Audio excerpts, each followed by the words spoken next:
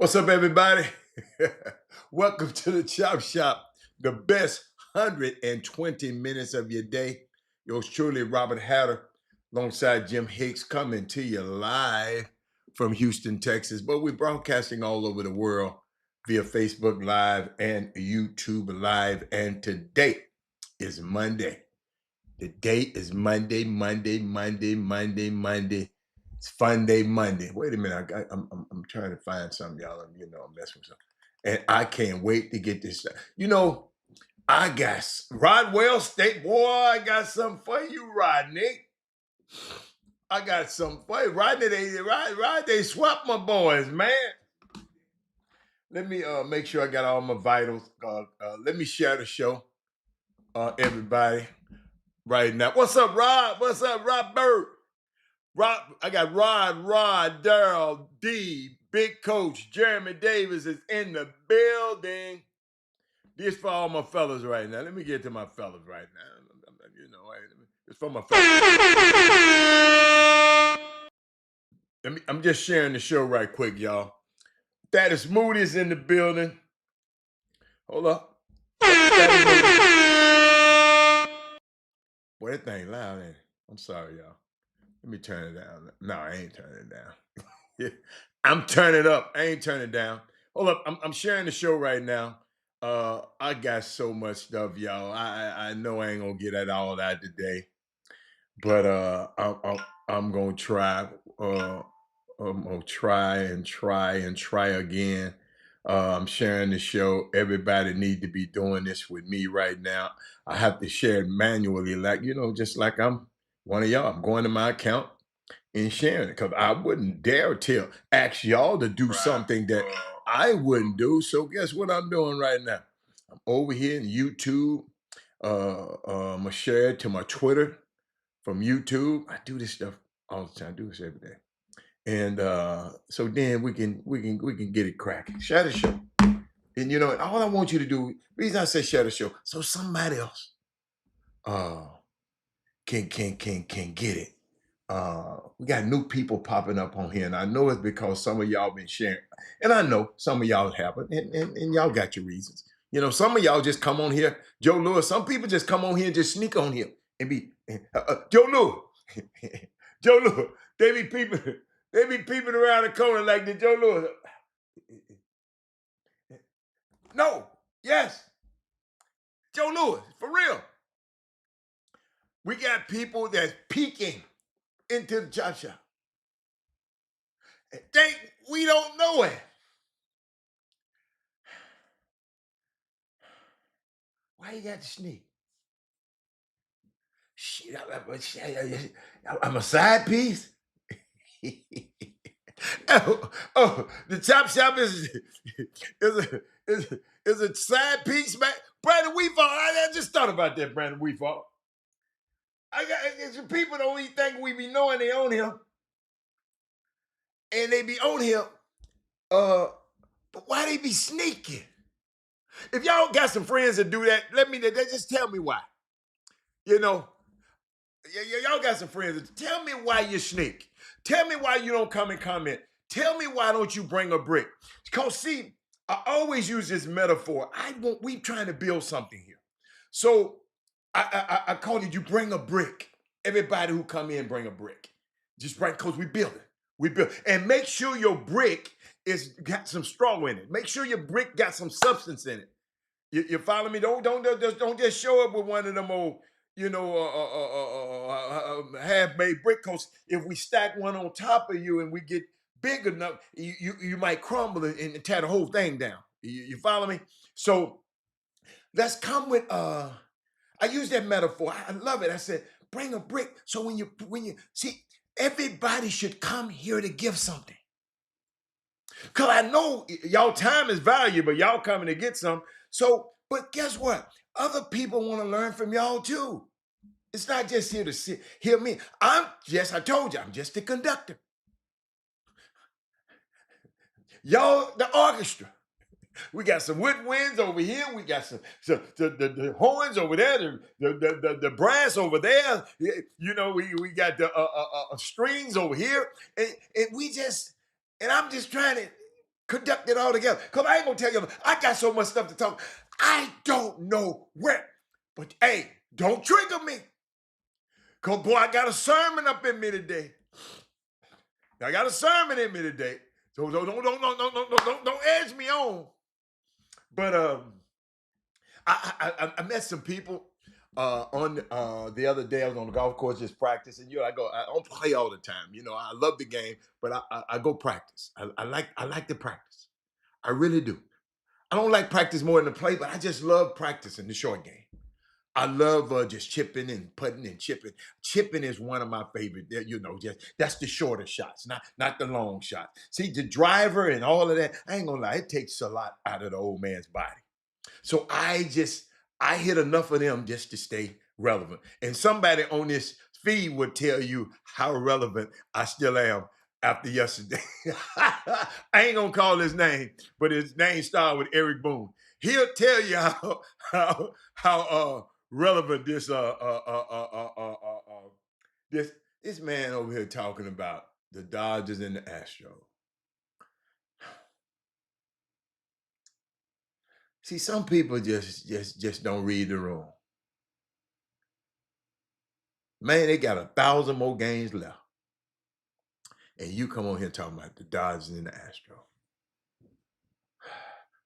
I can tell when people are not listening to the show. But Joe Lewis, I like to sit and just, chip away. So I'm out there chipping. And I saw these ladies pull up and they got the same colors on. I'm nosy. 3 black women come to the golf course, they got the same colors on. It ain't no tournament, but they got the same colors on. Same shirts. So I said, hey, whoa. I can't. Who are y'all? I mean, what's the hell going on? Y'all got a tournament? What? You know how I come out there. I think, what's going on? Then they had their little nice bags and their nice shoes. Oh, what? They was looking good. They was looking good. But I was laughing, right? So they was just so great. They call ladies on the links. Ladies on the links. They're on social media. Took a picture with them. It was, y'all don't understand. To a guy that travels all over the world and play golf, one of my favorite places to play golf is in DC and Atlanta. And the reason I went and I like those cities, because when I go play there, I see black women playing. I love to see black women out on the golf course. It just makes the golf course look a whole lot better. I get tired of seeing a whole lot of white men and black men out there. You don't have to talk to them, but let's see. You feel me? And so when I saw we talked, they got this organization called Ladies of the Link. I'm gonna try to get them on the show, and they fun. I mean, I saw a couple of their posts called Ladies on the Links, LINKS, and on Instagram. But I'm gonna bring them on. But it was a breath of fresh air seeing these women out there on the golf course and and having fun, enjoying the game that I like to play. Yeah, I hear y'all keep talking. No, I wasn't inquisitive. I was being nosy. I wasn't inquisitive. I was being nosy. I ain't gonna lie. I wasn't being inquisitive. But Sonya, when I saw the lady, like when I go play golf and practice, we was just talking about it. It's just I was out there at first before they came out there. I was just out by myself. Went early in the morning, just out there, it's the most. Everybody got their hobby. Some of y'all like to go drink. Some of y'all like to go to the club. Some of y'all like to go to the 50-15 and all of them, yeah, that's good. When I was a child, I did that. When I was, but when I just being out there, man, it just didn't have a I just start thinking. I start thinking. I start thinking. I start putting things in place out there. So that's why I love the game of golf, man. And I'm if people tell me they get addicted, man, come on. You addicted to that bottle? I hope not. But when you find something that you can go get exercise, you can get you some sun, and get you some solitude away from the world. When I'm out there, I don't think about nothing. I don't care about nothing, nothing, nothing, nothing. Because when I leave there, I got to come back and deal with the real world. Hey, they even got LeBron out playing golf now. It's all over everything. Just Google LeBron playing golf. He gonna be all right. He gonna be all right because he athletically almost there. He is just gonna take a little coaching. He said, same here. My ideas start running when I'm on the course. It's unbelievable feeling, y'all. Fob, I wish I can explain to you. I want y'all to know Robert Hatter don't have an addictive bone in his body. I don't smoke, don't drink, don't do all that crazy stuff, don't eat stuff. When I said, okay, I'm gonna stop eating certain things, I just stop. I don't have to keep going. But golf, it helped me at a very, very down time in my life. Helped me when I'm very down. My mom had passed away. Things were happening. Personal life. It's just golf kept, but golf. It was an escape, and it's just unbelievable because the best times I'm on the golf course is when I'm by myself. Now I got a group of friends that I like to play with, but boy, when I'm by myself, I told you, I like talking to myself. Well, Robert, they said, don't answer yourself. I like talking to myself. I like talking to intelligent people. So that's why I like talking to myself. I do. I like talking to myself. But he said, I might be addicted to salmon. Not really. Not really. I like salmon because I know the health benefits from it. I just don't like that other stuff. Y'all, I used to eat all that old stuff like y'all used to eat. The chitlins and all that old, the oxtails and all. I just don't have a taste for it anymore.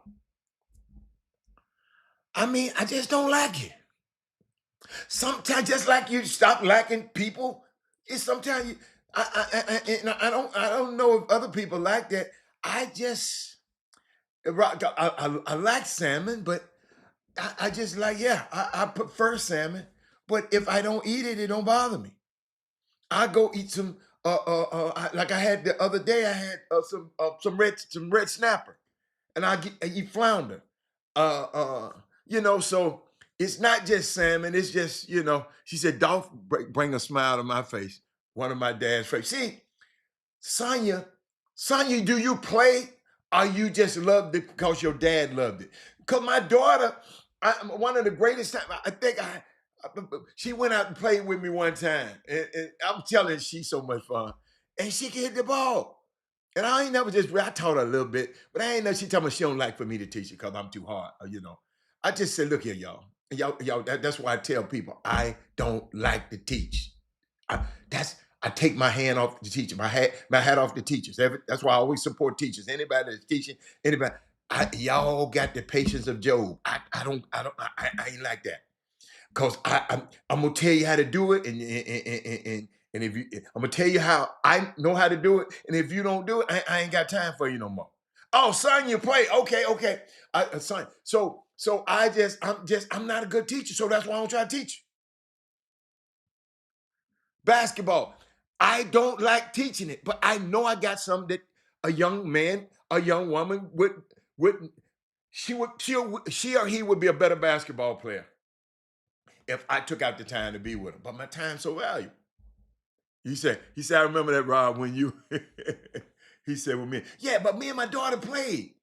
And we was just out there and she was hitting that ball. I said, whoa, she long and range and hitting the ball. And my son can hit a little bit. He didn't like that. Now he getting the bug. He getting the bug. He getting the bug. But it's a great game, and that's why I talk about it. It ain't for everybody. You know, people start like, man, everything. It's expensive. Yeah, it's expensive. Yeah, everything. But you don't have to uh, incur that expense early in the life. Go to the pawn shop. That's why I got my first golf club. I went to the pawn shop. I left a men's retreat and came to the pawn shop and said, look, found it. I never forget the bag. It was a brown bag, brown leather bag, had some Wilson clubs in it. I'll never forget it. And my life ain't never been the same since then. My life been better since I went to that pawn shop.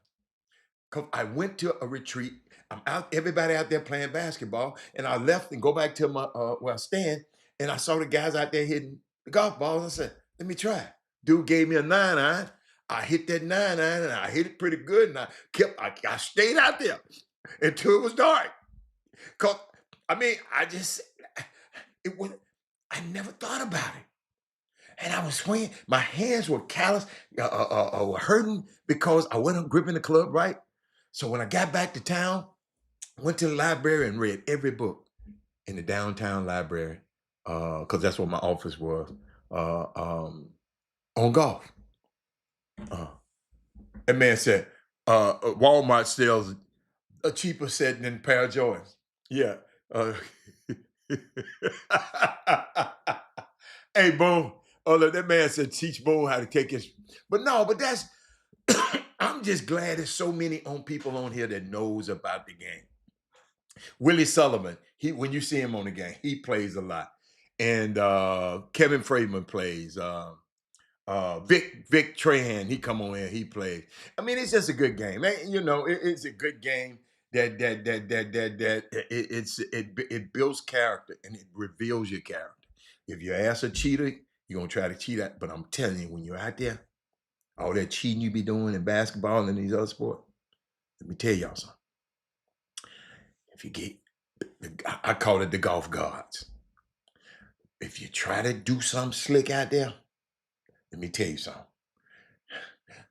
Your ball gonna end up in somebody's house and something about water. Somebody, I'm just telling you, just play the ball. Just play the ball. Don't bring that. See, a lot of people bring that damn mentality, that old, y'all know, out on the golf course sometime. And somebody sending me something. Let me see what they got now. Oh, I guess yeah. Somebody sent me that. I guess it's his son out there playing. Oh, that's him out there. Hold up. Big coach out there playing. He said he done found his new love.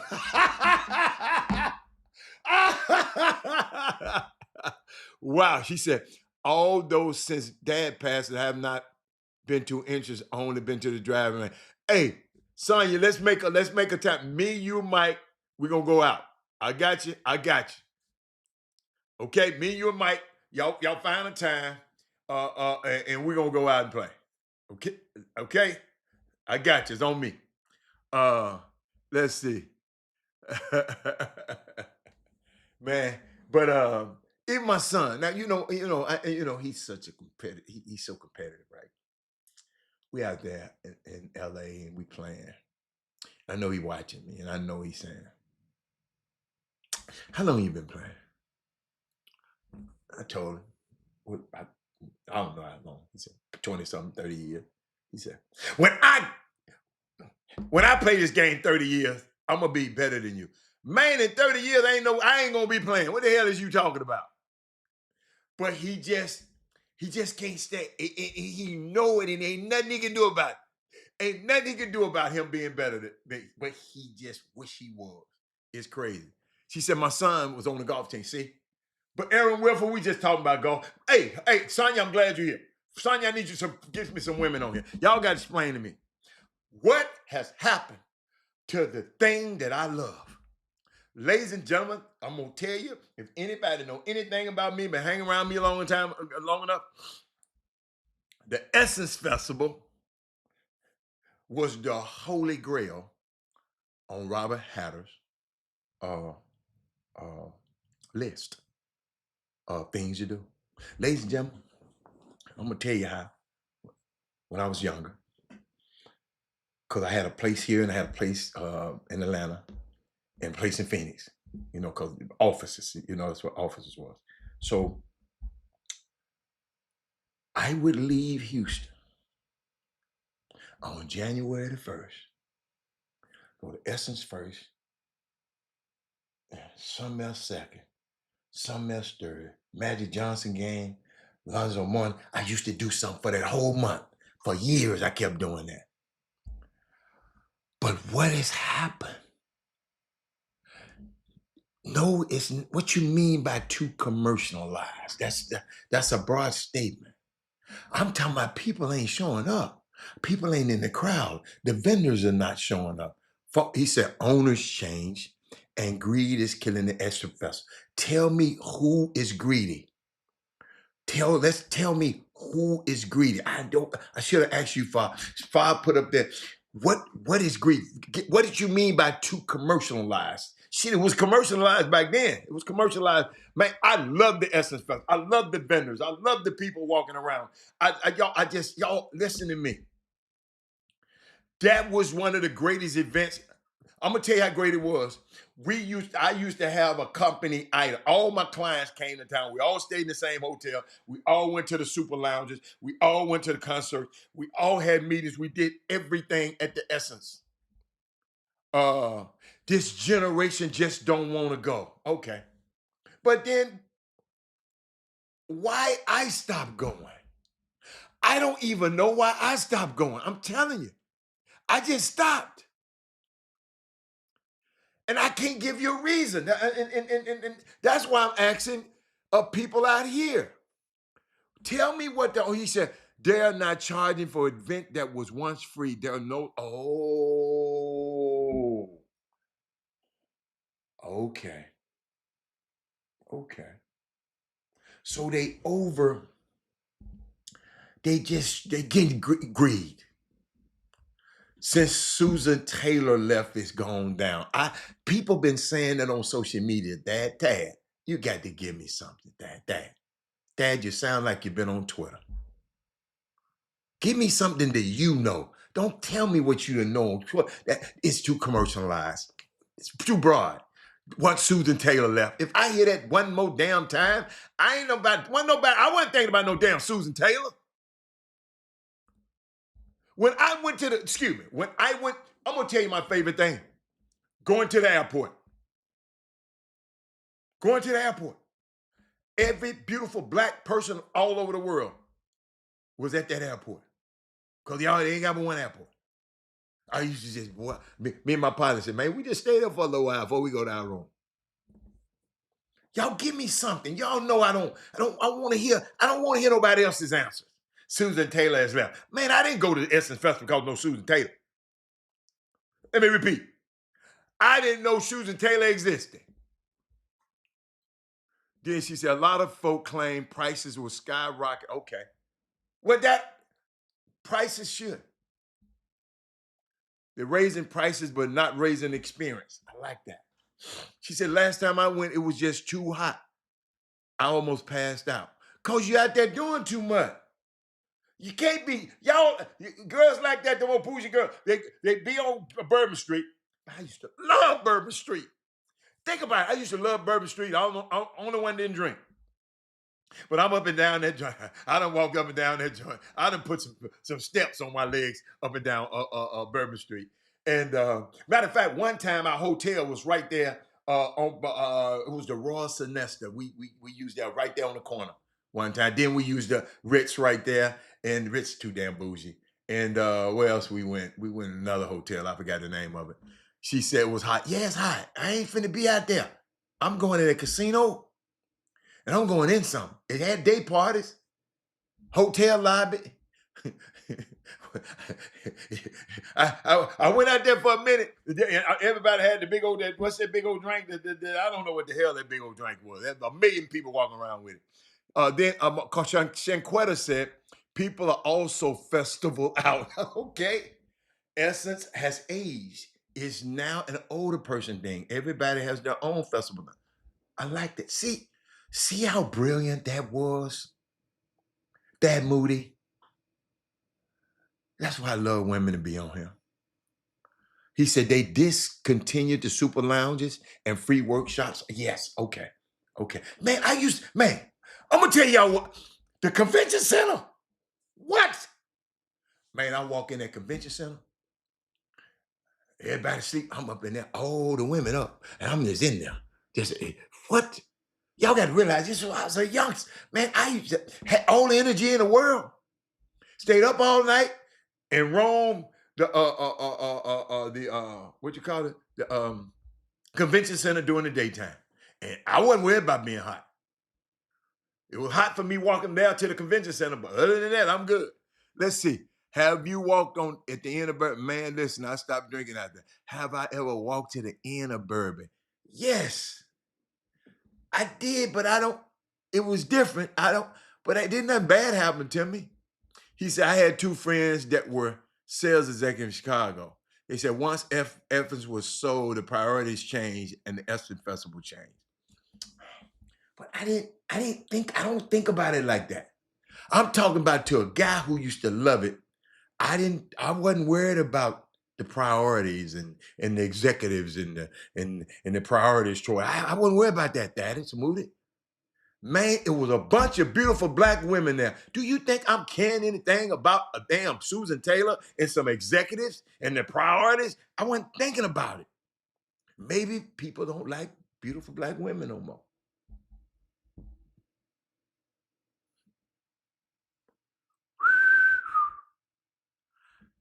Lauryn Hill did perform, even though it was 2 a.m. start. She always late, and they know she late, and they keep putting on the phone. I never want to see her again. I saw it. She was on time when I was at the Miami at Miami Gardens at a concert. I took my kids. I took my son and daughter with me. She was on time that time. I don't know why. She was on time that time. He said, "You know how to. You now have to pay to go in the convention center."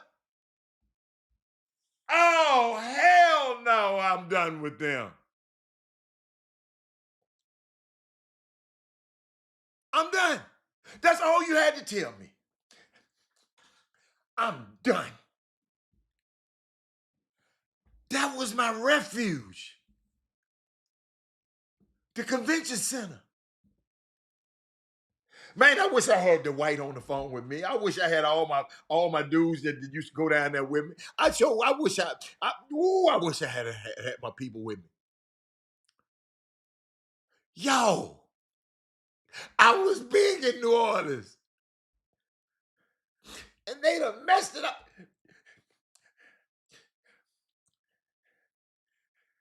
You have to pay to get in the convention center.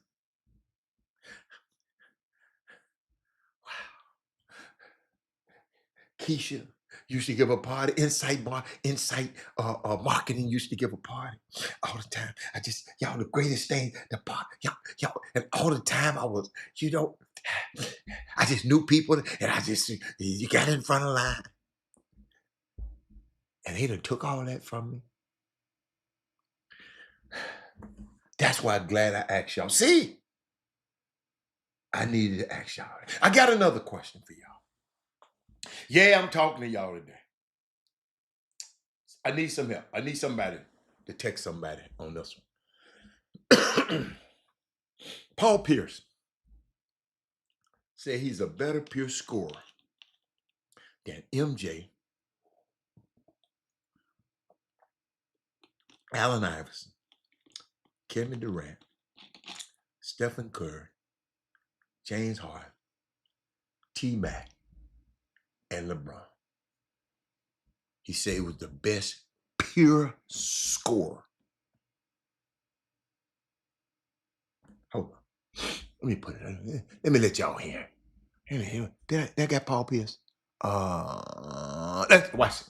I was probably the best pure scorer ever in the history of the game. That's why. Let me tell y'all something I heard. I ain't gonna tell you who told me. But he told me, I don't care who I'm playing with in the NBA, nowhere well. My first pick gonna be Paul Pierce. He said, Robert, he's the truth. We gonna win. So it sounds idiotic,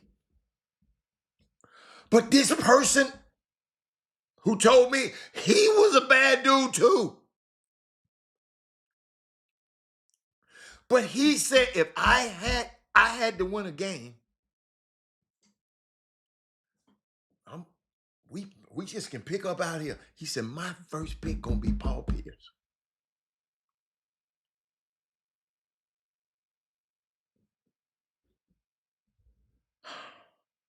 I like that Crystal said, I get it, but he's all over the place. But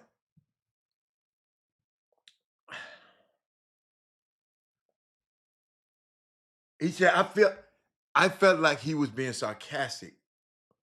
But I'm telling you, we fall.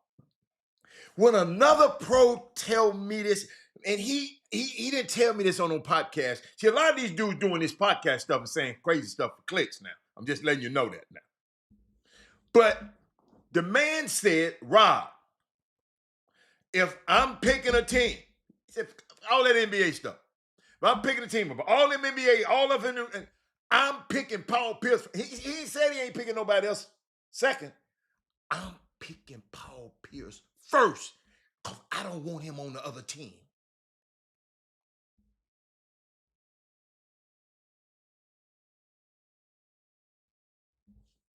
You follow me?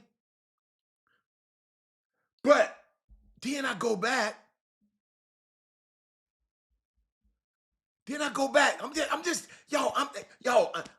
I love y'all opinions. I ain't telling y'all wrong. Nobody wrong.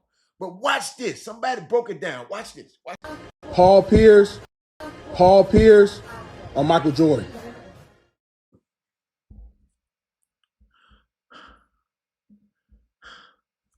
Paul, you can't do the king like that now. Y'all, I got so much good. Crystal, you came at a good time. I got so much stuff to talk about today, y'all.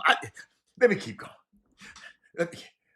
He said, I got to disagree. Larry Red Legend, look, that's tough. I mean, that's his opinion. But what's wrong with these old heads going on these things? Talk about Steve Francis and Cat Mobley was all of that. They talk about this era. They just, man, what is wrong with these guys? They had Cat Mobley on there talking about, and Kevin Garnett talking about, man, I used to hate to come to Houston. Man, hold up. Hold up. Y'all help me. Who was scared of Cat and Steve? Talking about winning why. Now, they might make you look ridiculous every now and then. Steve gonna make you fall down. Polo Troy Hudson. Yeah, they didn't ask about Kobe. You showed didn't name. You showed right. They didn't mention no Kobe. Whoa, you showed right. This man said Cat Mobley and didn't nobody want to come to play them. I don't remember that. I was at every game.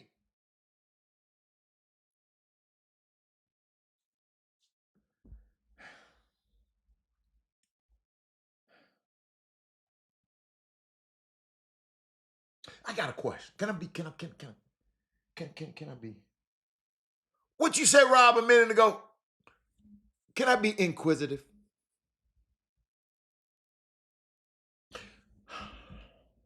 I'm finna flip some on you. Since the government is no longer providing public services, should we still be paying federal taxes for public services?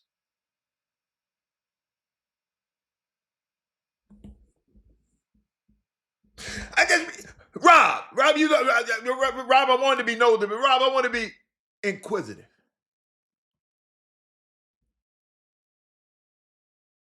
Anybody want to ask that from me? Since the government is no longer, y'all know I can't let these folks get away with this without me talking about something. Shanquetta. Shanquetta.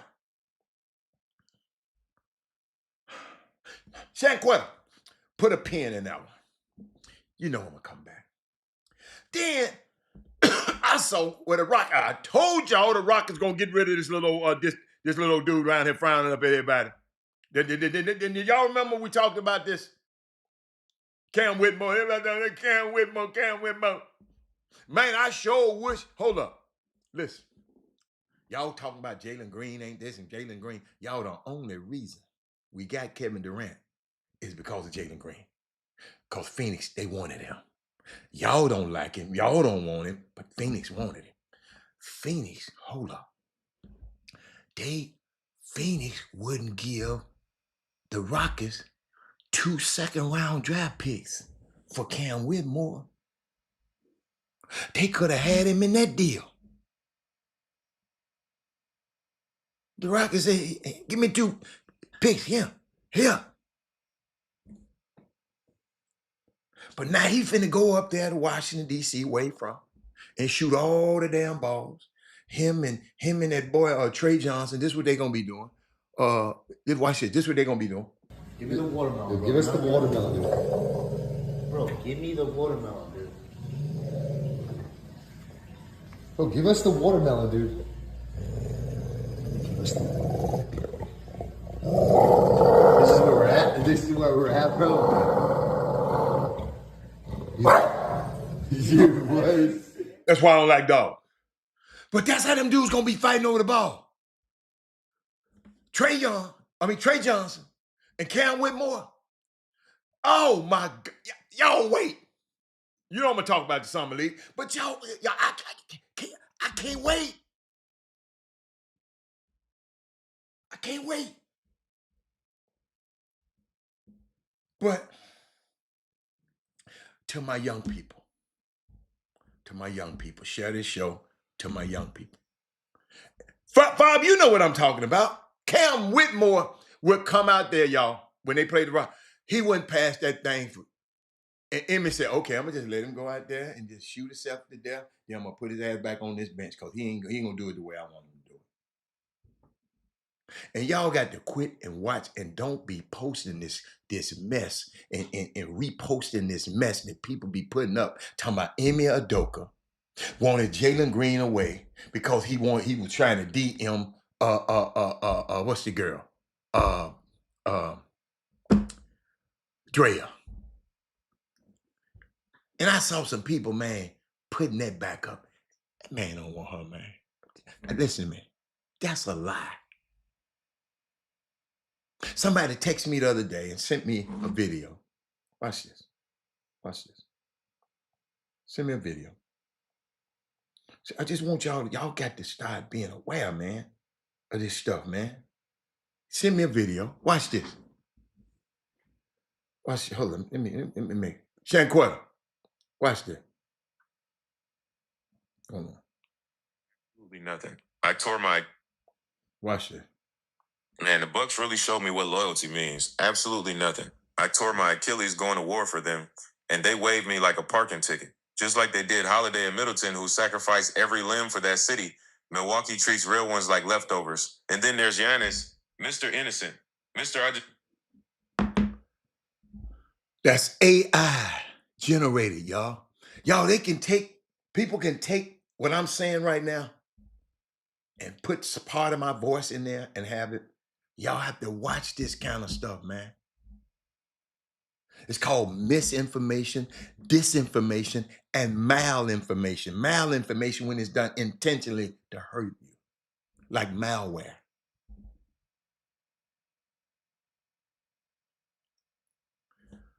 But to my young people, Bob, I hope your players watching today. Just thinking about Ben McLemore. We got to make wise decisions. Remember I told you, my son, I said, don't let your talent take you anywhere that your character can't keep you. Make wise decisions. Make good choices. You need to tell your kids every time they leave the house, even if they're in college, talk to them every day. Make wise decisions. This is the thing that radiates through my mind when I see where NBA guard Ben McLemore was found guilty of rape in Oregon. And an Oregon jury found Macklemore guilty of raping a 21-year-old woman when we got off the air on Thursday.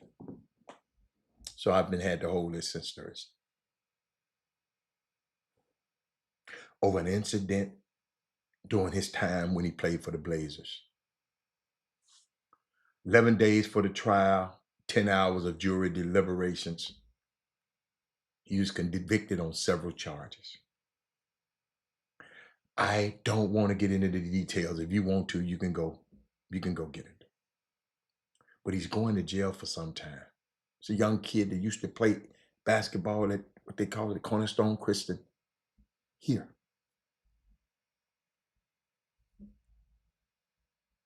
It's an awful story. Terrible for the victim. I don't know how to say this without sounding insensitive. There's never an excuse for that type of behavior for anyone, but especially when you are gifted enough to be in that NBA's very small fraternity. I never understood the idea that you have to force yourself on someone. I just ain't never. I like who like me. 21 years old, adult, consenting age. But obviously, it was non-consenting. I say this all the time. That life that the NBA players have, that they didn't create it, it's like being part of a fantasy. It's a fantasy world. Everything is at your fingertips. 5-star hotels.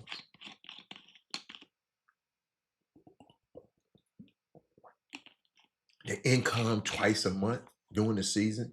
So you can spread it out if you're smart over 24 months. Access to the rich and famous. Because you're rich and famous. I'm talking about Ben Macklemore, in case you're just coming on the show. The things you can do for your portfolio because of the type of people that put their foot on the wood. That means sit courtside, in case you don't know. If anybody said your feet on the wood, that means you're sitting courtside. Some people don't know that. Some people know this. Or being around the organization, the things that you can do. It's a rocket ship you're strapped to if you're able to get in this NBA, man. It's a rocket. And if you just come in and just on time and just work hard and let the talent flow, and it doesn't mean everybody's going to be the star. It's a lot of people in this summer league. They ain't gonna be no stars. They just trying. You know what I call a role player in the NBA? A millionaire.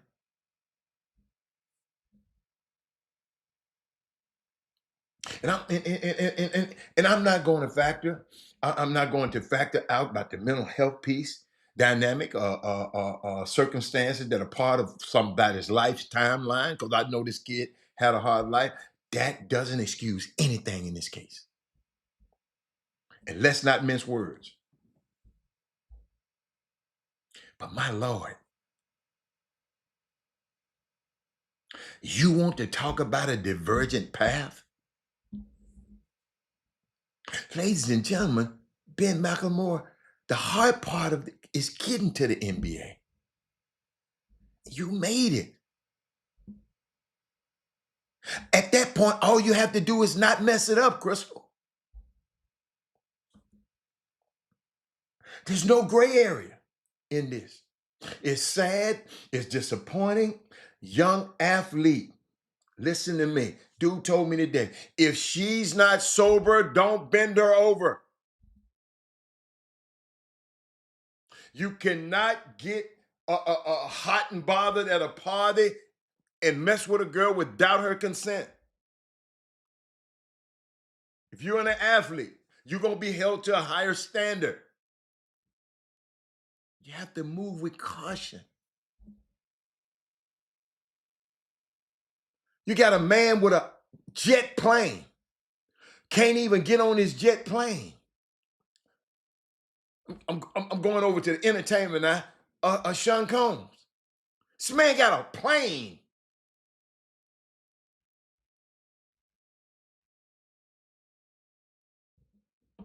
And because of certain things he did,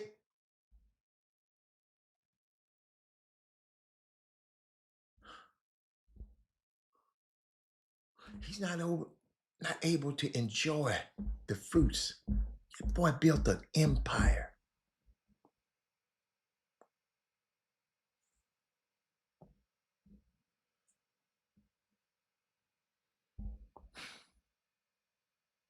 Y'all, we playing around.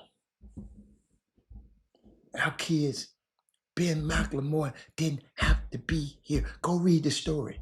Just go read the story, how stupid it is. You're going to say, oh, man.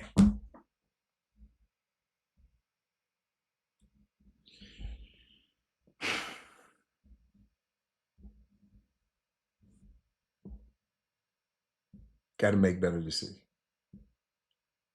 Then I'm going to move over to baseball a little bit. Just a little bit because, I always talk about this young man, Fernando Tatis Jr., my favorite baseball player. I mean, I've never seen anything like him in my life, but he owes an investment firm $34 million.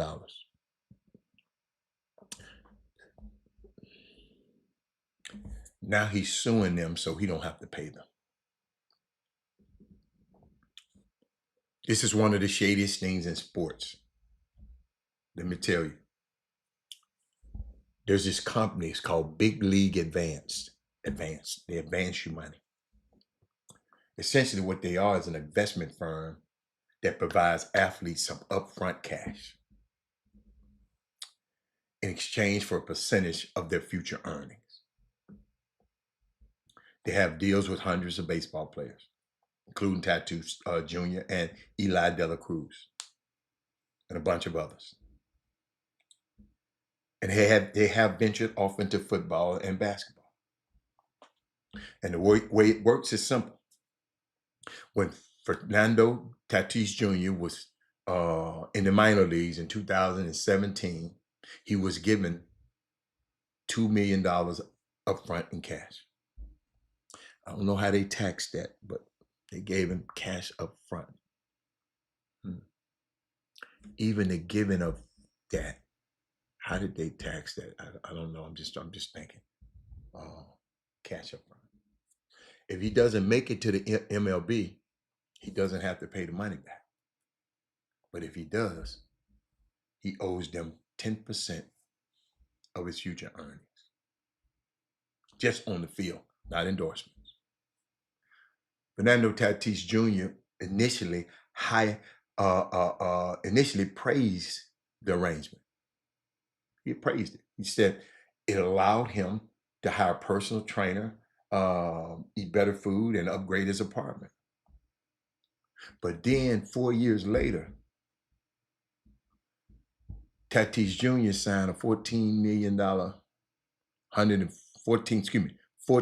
$340 million contract with the Padres. Did I give y'all that right? 14 years, $340 million with the Padres, meaning he owes Big League Advance $34 million. Plus 10% of any other MLB contracts that he might sign in the future. Tatis is now saying in his lawsuit that this deal should be voided because Big League Advance used predatory tactics to lure him into an investment deal. That it was really an illegal loan. And other NBA agents have stepped up saying that Big League Advance preys on these young international basketball stars who get small signing bonuses. I don't think he's going to win this one. Not only because several other MLB players have sued the Big League Advance in the past and they lost, but Big League Advance requires every contract to be reviewed by an independent lawyer away from them. And they said about 70 to 80% of their players have never had to pay back any of their money because they didn't make it to the MLB. What do y'all think about that, Chris? Chris, tell me. I gave you $2 million. If you don't make it, you don't owe me. But if you do make it, you owe me 10%.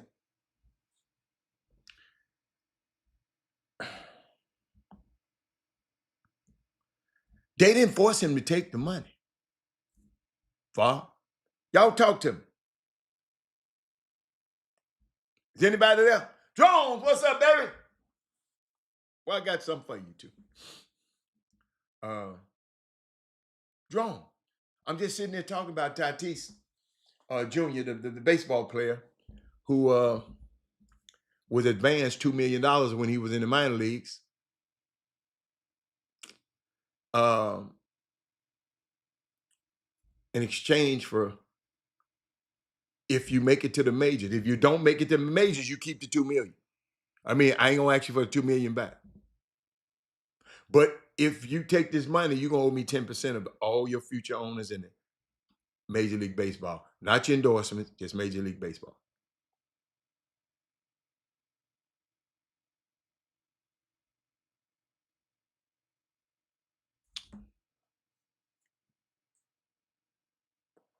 But guess what? He said 2 for 32. But what if he didn't make it, Bob?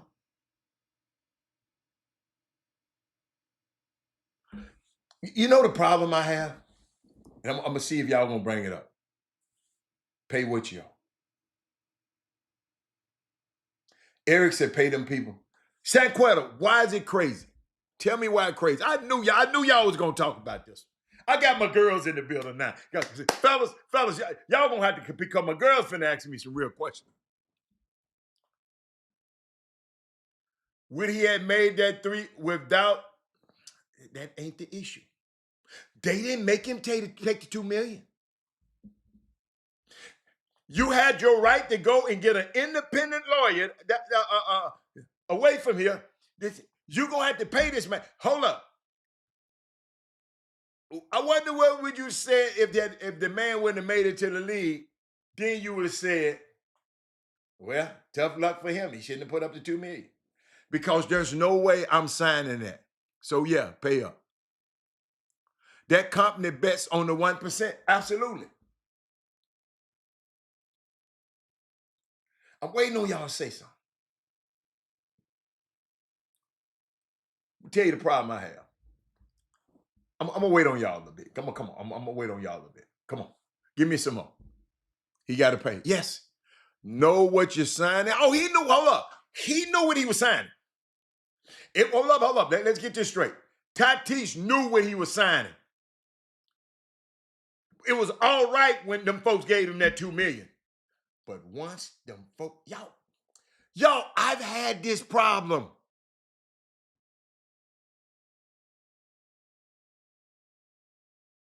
I had this problem. People don't mind paying you on the rookie deal. It ain't much money. It's the same percentage. 4% when you wasn't making no money. But when they get 4% of that lot of money, they look at you like, damn. Dude, I took care of you here. And I just did this contract here too. The athletes get greedy as hell too. So let's not just put it on these people.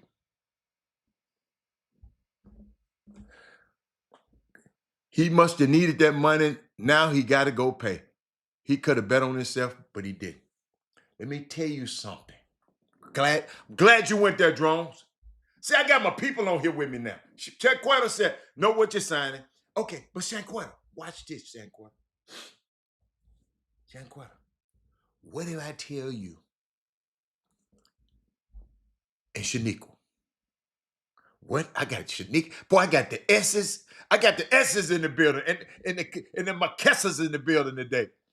But what have I told you? His daddy played in the Major League Baseball. Why didn't his daddy take care of his empire, take care of his business, so his son wouldn't have been put in that position? I'll wait. I'll wait. I'll wait. I had to go turn the fan on. I ain't had a remote with me. Kevin Jones, Shanquetta. His daddy played in the big show. His name is Fernando Tatis Jr. His daddy played in the MLB.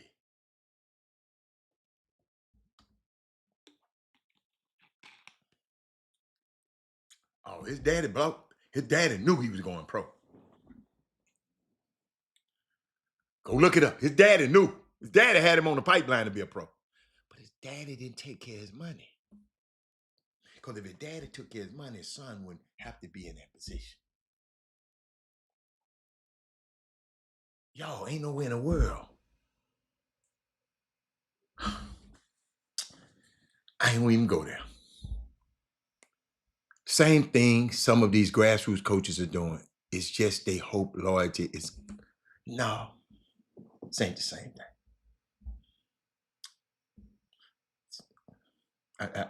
No.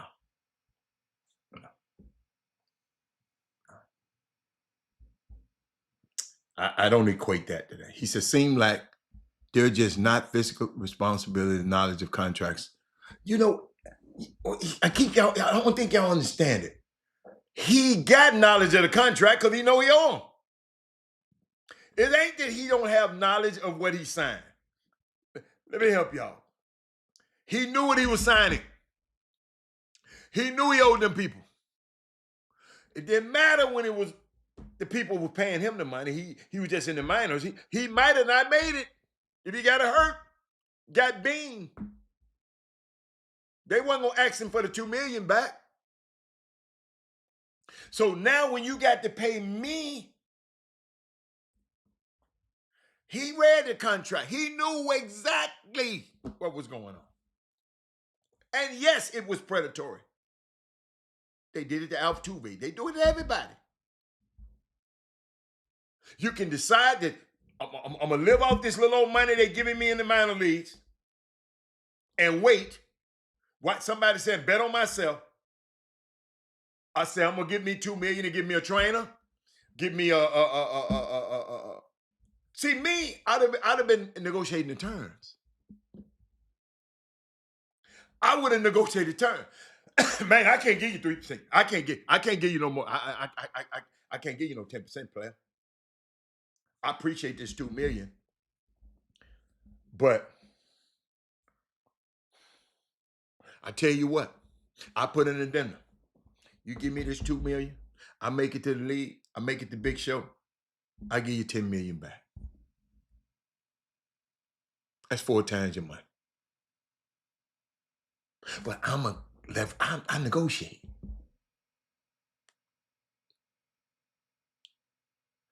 Really and truly, y'all,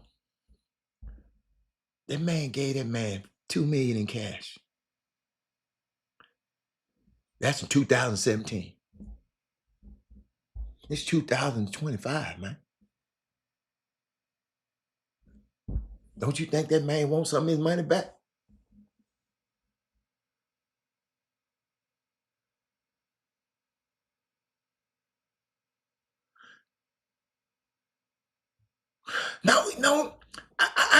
not saying Tatis.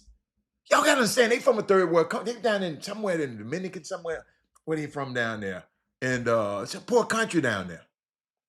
And his dad was doing a lot for them people down there. I just don't know why his daddy, I know he was in the Major League Baseball. I just don't understand why and I might be way off base, but man, you in the league. You got a son that's promising. Unless the son went out off and did it without the dad's knowledge. He's going to make over $1 billion. Well, you don't know he's going to make over $1 billion in his career. Let's not go there. What if he get hurt?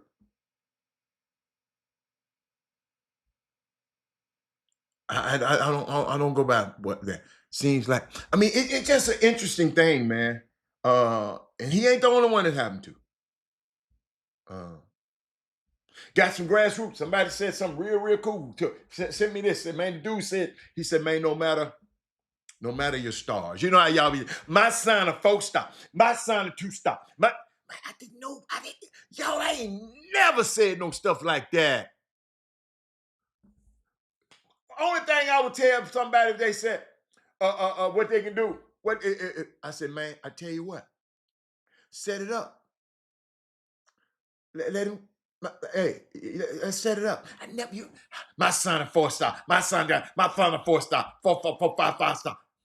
They said no matter what your stars is, no matter what your NIL evaluation is, or where you from, you're gonna have to take another man's job to be successful. Oh, God! I'm just gonna leave that right there for a second. Cause all them dudes in the summer league, they got to take another man's job. I told y'all, told some guys last night, we were sitting around playing golf. I said, if you're in the first round, you're going to be on the team.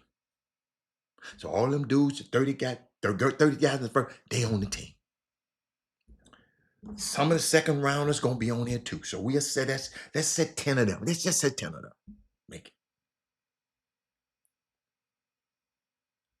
That's 40. So last year, it's 40 guys that played last year ain't going to be on the team this year. You know why? Because it ain't but 450 spots. So if 40 coming in, 40 got to go out. That's just how hard it is.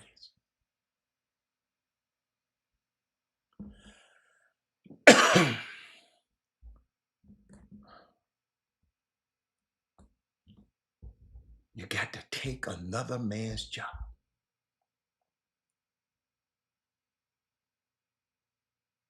To be successful in sports. And man right there, he took somebody's job.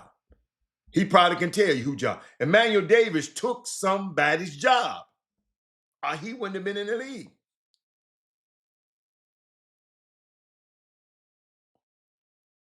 That's one of them 5,000, that 4,000 right there on the screen right now. 4,000 NBA players ever lived. He one of them. Emmanuel Davis. Played for the Rockets. Several other teams. He had to take somebody's job. When y'all out here whining, my son a star, this star, the star, he got this many stars. He got this NIL. Hey, he got this. The man got to go take some back. He's saying college too.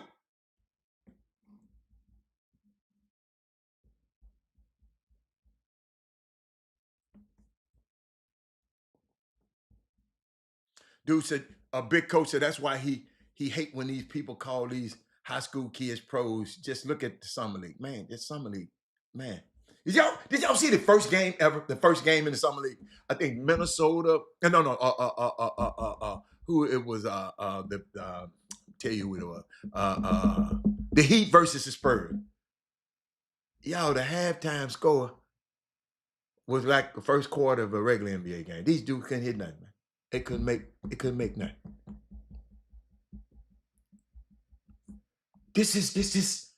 when the dude told me that, this is so real, y'all, and it's not being talked about enough. That's what I tell y'all every single day. I have this dilemma. Email. I don't know what I'm gonna talk about. My partner said, "What you talking about today?" I don't know until I get on the show.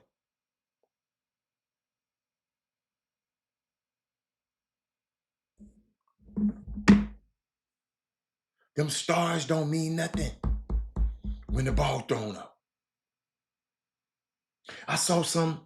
I saw some in USA basketball. I just need some explaining to me. Somebody might help me. Somebody might help me because yeah, I'm gonna go on my soapbox right now because I'm gonna go here before I go somewhere else. I got some for y'all today.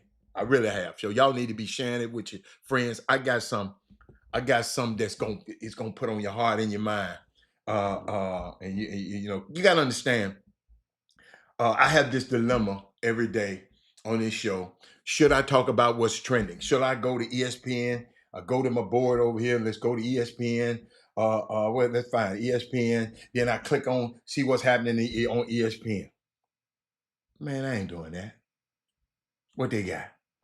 Powell to the Heat, Collins to the Clippers. Reach the latest W. No, not gonna do it. But I was watching USA basketball 19 and under. And all the guys were doing great. But I saw something that troubled me. And it's my opinion. And it could have been. But they named AJ DeBanster as the World Cup most valuable player.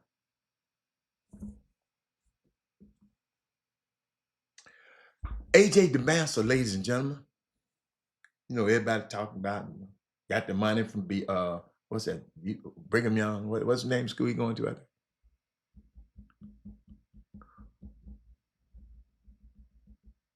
But him winning MVP over Mikael Brown is a literal joke.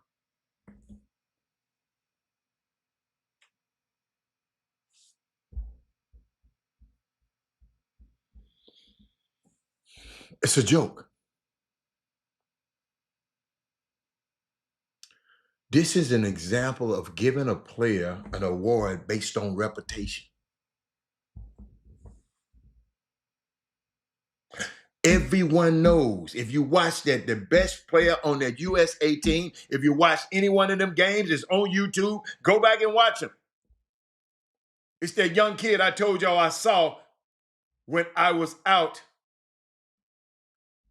in Vegas. And I went in the gym. Email. I walked in the gym. The kid went up and down the court 5 times, 4 or 5 times, didn't even score. The things he did those 4 times, I never do this. I went over to the table, Emmanuel, and said, "Who is that?" I just walked in the door. I ain't see the whole game. I just walked in the door and I stopped at the first court. I said, "There's something about it. The way he was moving, the way he was gliding."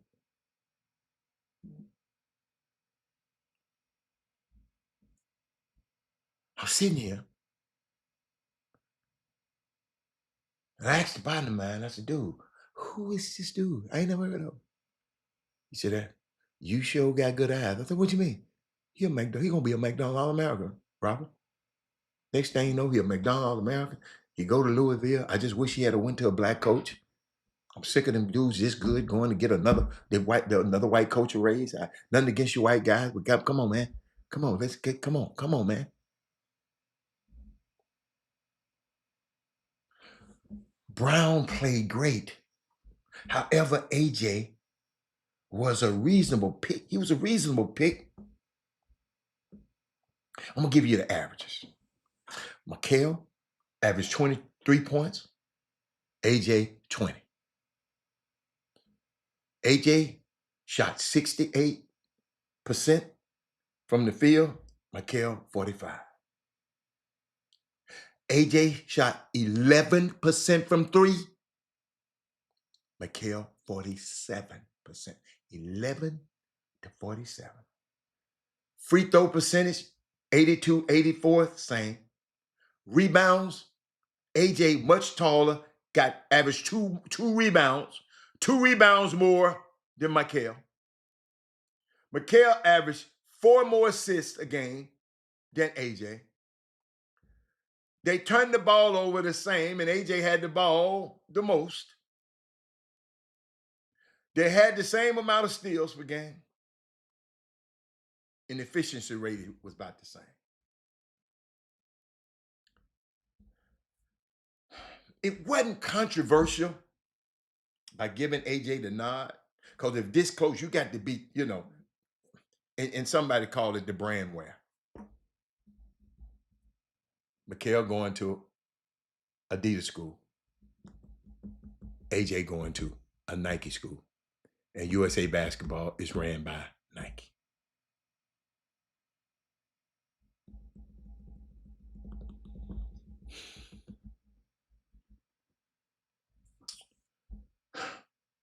I'm not looking forward to it, Aaron Wolf.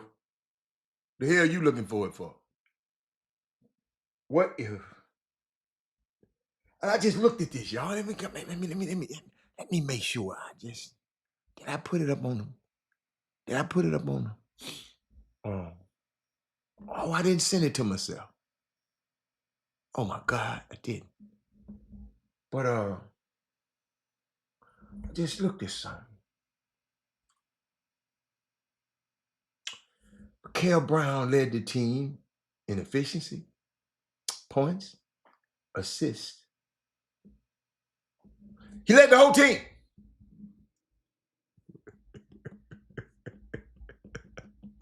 Leave me alone, Crystal. I had to get it off. I had to get it off. And y'all got to understand, y'all, because people been asking me, and I'm trying to see, should I go here? Because I got so much stuff for y'all, but I'm gonna give you some NBA stuff, right? To the fans out here, and the heat, sometimes you get mad. There's a different era in NBA finances now. Okay, let me help you. You finna be the smartest lady in the nail shop. You finna be the smartest dude in the barbershop, man. Okay. And as a fan, you have to be a little bit more sophisticated in a way that you analyze your team in a certain way now. Okay? Boston Celtics, you're wondering why I got to blow up this team. Drew Holiday, you got to go. Singers, you got to go. They trying to. I'm gonna show you what they're trying to do. It doesn't mean that you cannot have an opinion. Fans have an opinion, have criticism, have positive and negative, and how these things are going. I want you to. But I want you to know, ladies and gentlemen, do me a favor. Don't miss this week, because I got so much stuff that I know I ain't gonna get to today, but I want y'all to be able to, I'm bringing, and I want y'all to bring some bricks with you. I want y'all to bring something to add to what I'm trying to say, but I'm finna give you something. But now what's happening financially, I'm trying to get you to know so you can step back and look at what your team is up to. So y'all can know what the Rockets doing. Y'all can know what they're doing. And what I mean is, I got the breakdown of the money. We got this word. We got word on the first.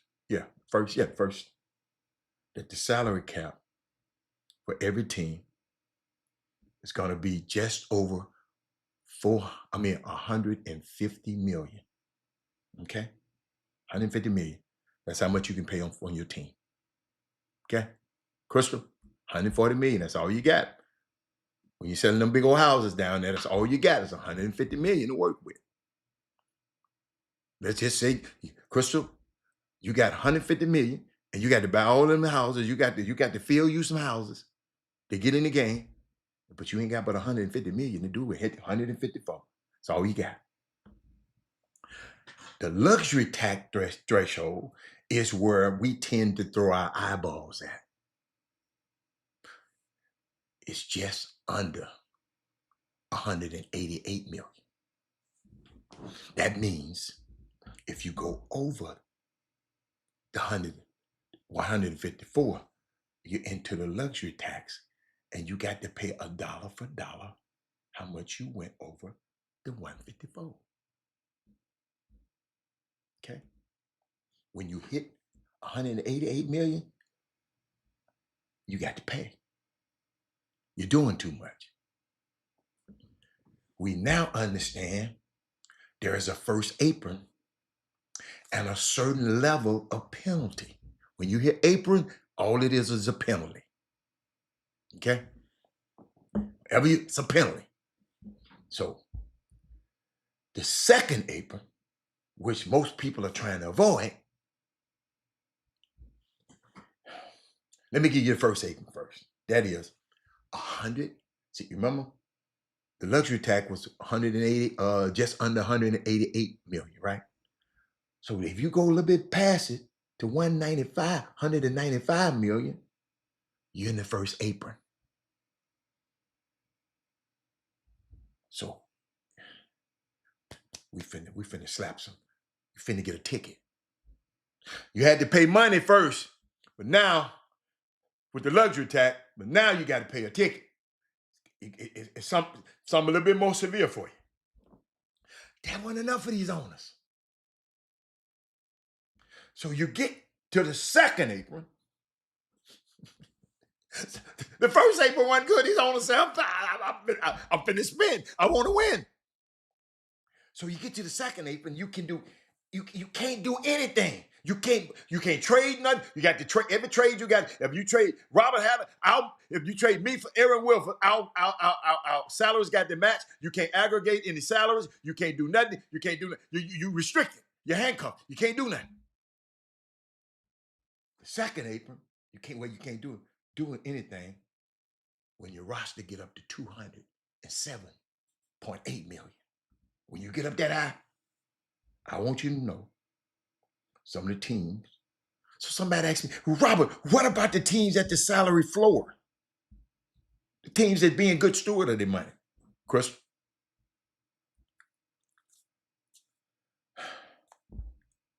And shit. Or is there one? You know, and people talking about, is there one? And how do you get there?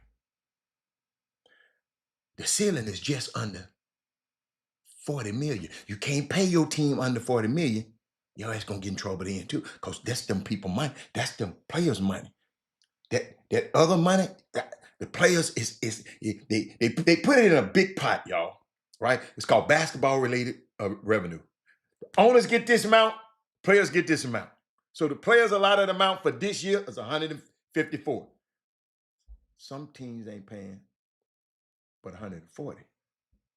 Right?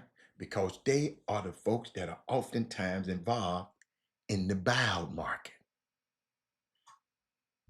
Because they got a long way to get up to the second apron or the first apron. So these the people that'll buy these contracts out, right?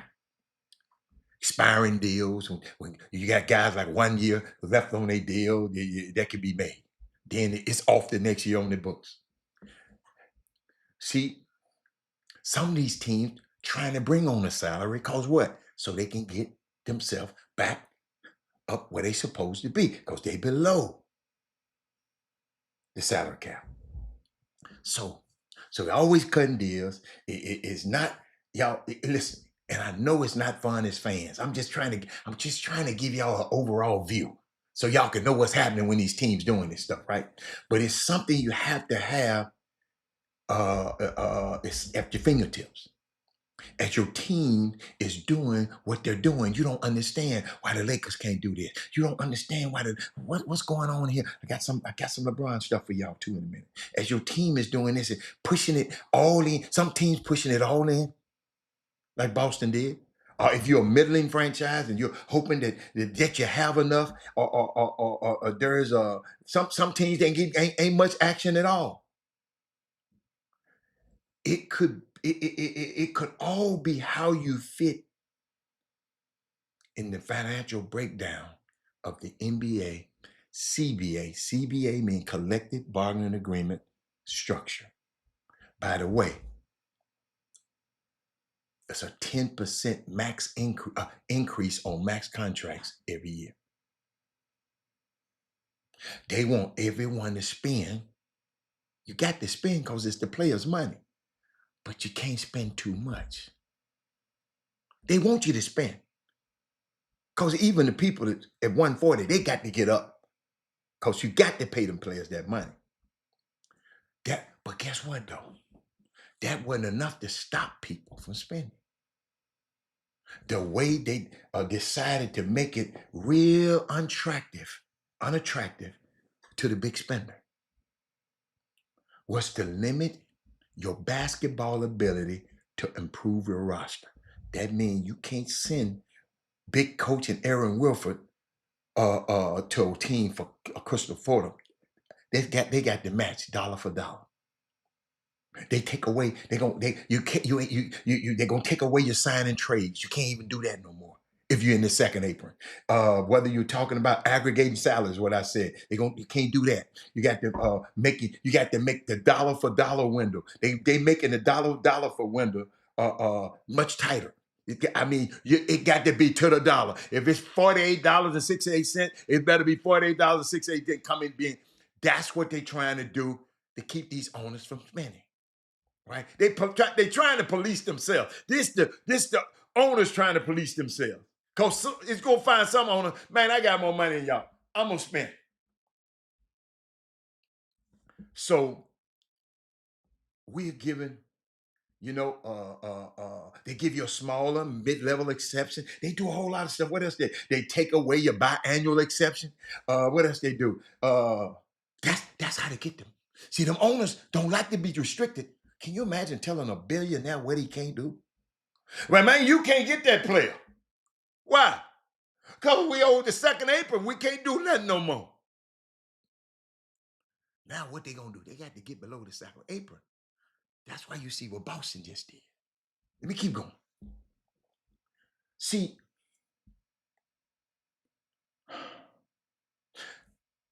no one just want to spend a ton of money. That's why everybody's afraid of the second apron. But the real handcuffs, if you want to spend that much, you better love your roster. Because to improve your roster beyond what you didn't spend all that money on, it's going to be damn near impossible. If you over that second apron, ain't nothing you can do. You better play. Then Jason Tatum got hurt. So you got to play. So they said, we got to get rid of some. We got to get rid of some of this salary. We got to get low. We got to get low so we can do something. And the farthest limits of being in the second apron for too long, if you're in the second apron, that's why everybody's trying to get below it. See, all of these deals that you see when the Rockets, they just it was supposed to be between the Rockets and and then Phoenix, right? But then they made it out a 7-team deal, 7-team trade.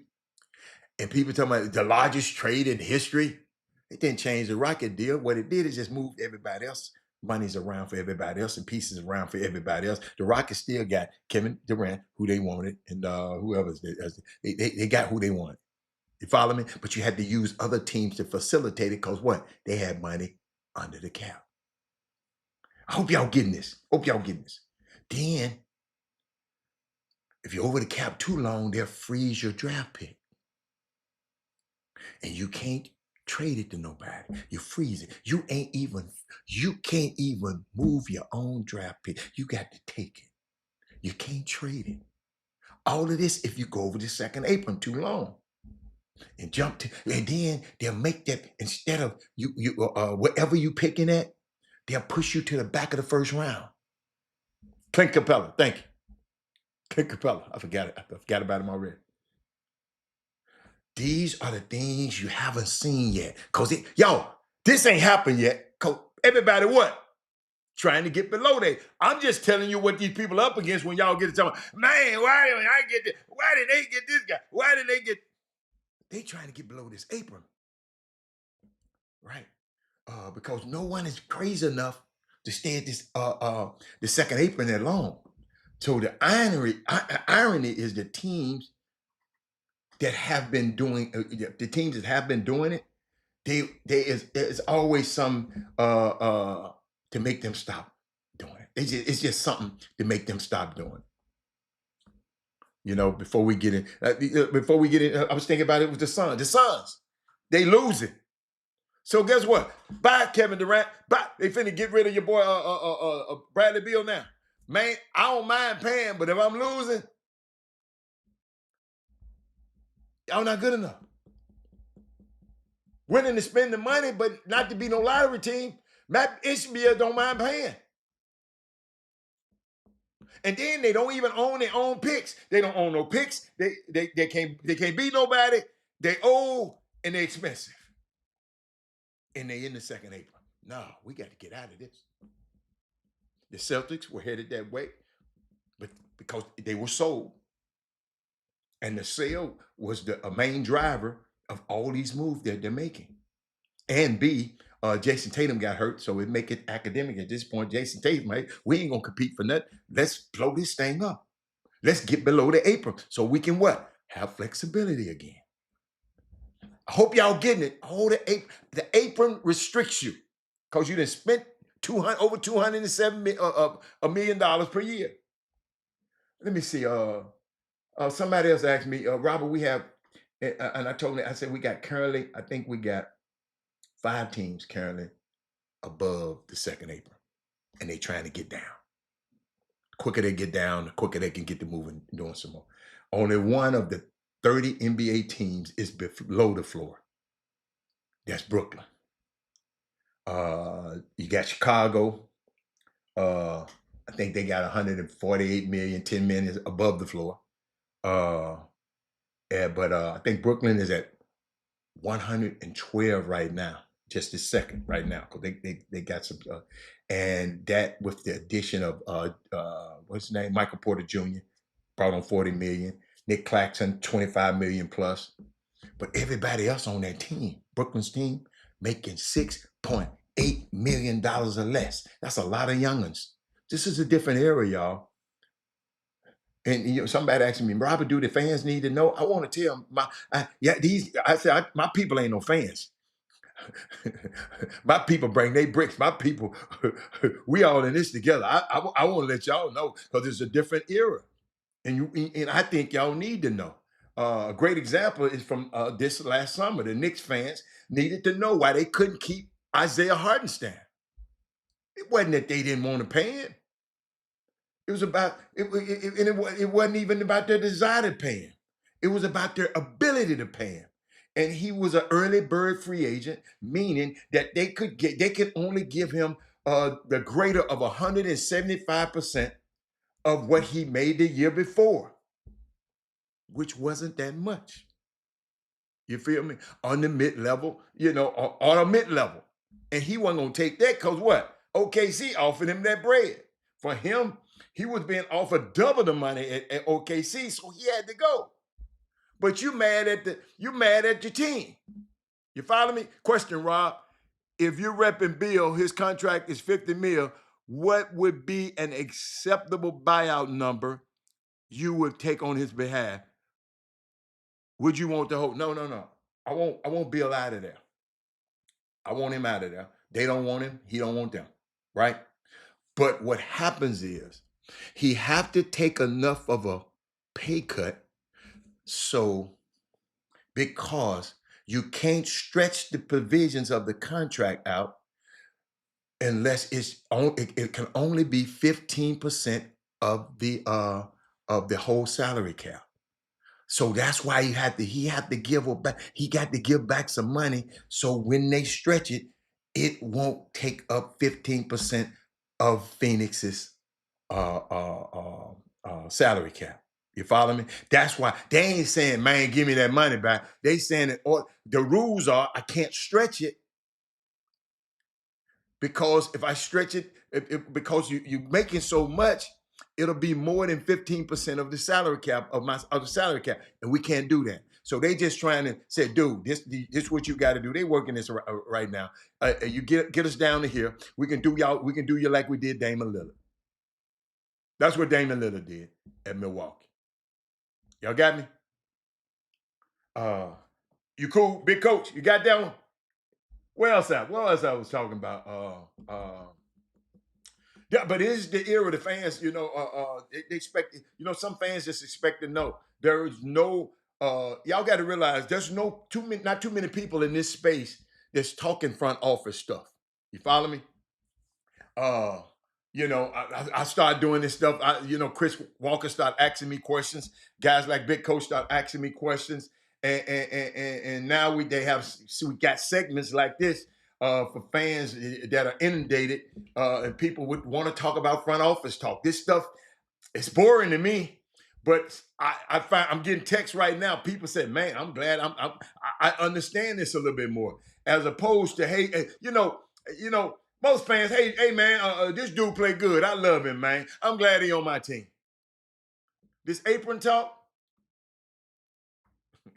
it's crazy to me. And it's absolutely real and it's very impactful though. And it explains a lot of decisions that you've been seeing around the league. Now when you see it, you're gonna say, oh, if I'm the NBA though, I ain't gonna lie, I don't know if I want my fan base to consume with accounting, because all this is accounting. Something I hate. It takes all the joy out of it. And but that's it. That would go. Anybody else? Anybody else? I can't believe I got that out. I can't believe I got that out. I got that out for you. I had to get that out for you. Uh, see where I will go. How many minutes I got? I got to give y'all something today. Because you know how we always say, keep my name out your mouth.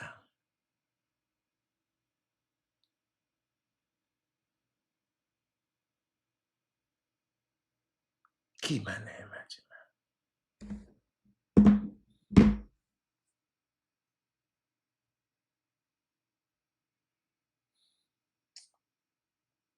But you know what I want?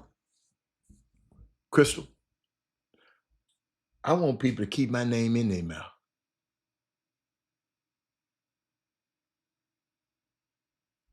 I want people to keep my name in their mouth. Shout out to LJ Cry. Melvin Dude said he did what he do. 19 points last night. Shot the piss out the basketball. But I was thinking about how you do business and what business you get involved in. See, ladies and gentlemen, I'm talking to the next generation. Some of y'all on this feed, I'm not even talking to. But I want my young generation thinking about the Essence Festival. I was thinking about the Summer League. Pacers president has officially confirmed how will not play out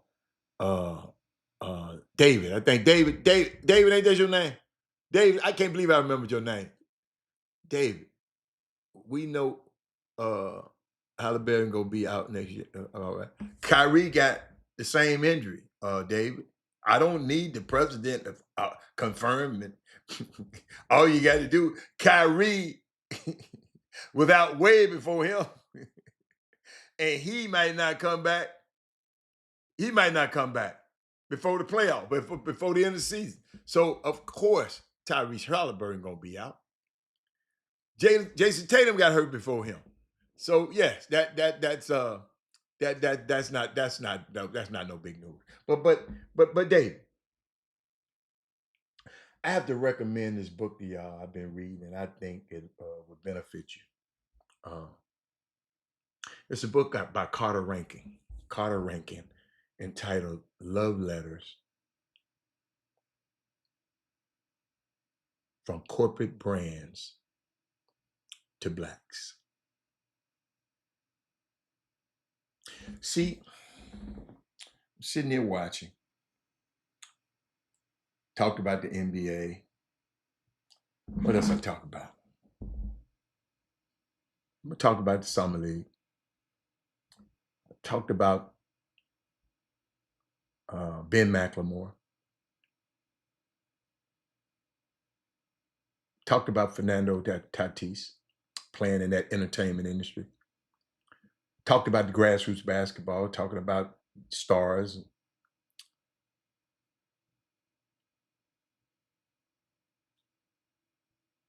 Talked about USA basketball. Talked about the NBA. Just showing y'all how it works. But I want to tell y'all about this. In this book by Carter Rankin, entitled "Love Letters from Corporate Brands to Blacks." I'm going to repeat. Love letters from corporate, and this satirical, it's kind of got a little satire in it, but from corporate brands to blacks. And wait a minute, what did I put it up here?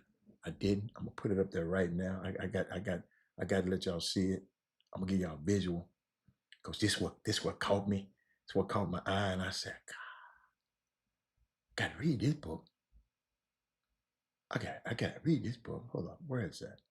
Oh, here it is. Hold on. Let's see. Not that one. Here we go.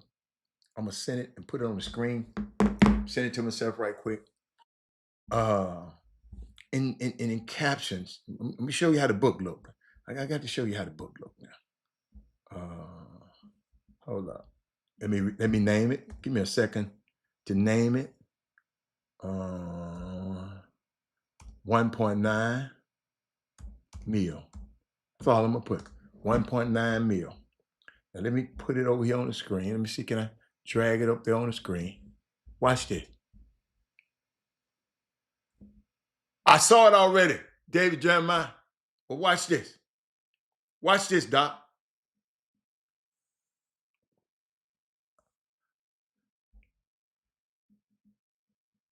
Y'all see that? That's the book. Carter Rankin. I'm gonna put it right there. I ain't trying to sell this man book, but this boy, it kind of got me. Right? And I'm gonna give y'all a little bit of it. I'm gonna give you a little bit. I'm gonna get, I'm gonna give you a little bit, man. You gotta understand. I'm gonna take you. I might take you to church. Some of us need to go. I might take you to church, cause watch this. What I say? How do you do business, and what business you get involved in? Right? $1.9 trillion spent. The author's name is Carter Rankin. The book's title, Love Letters to Corporate Brands to Blacks.